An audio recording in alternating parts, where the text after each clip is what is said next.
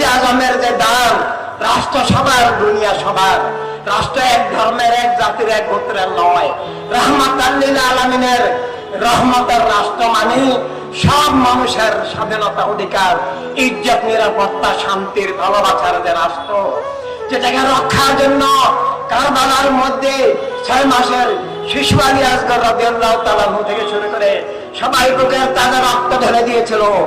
আমরা মুসলমান নামধারীরা, সুন্নি নামধারীরা ঈদ আজমের সাথে তথা আল্লাহর হাবিবের সাথে, বদর ও সিফিন, কারবালার রক্ত মোবারকের সাথে, সকল ওলিদের সাথে, কাজী পাক খাজা বাবার সাথে বেঈমানি বিশ্বাসঘাতকতা করে আমরা রাজনৈতিক হয়ে গেছি, আমরা বাতিলের রাজনীতির দালাল হয়ে গেছি।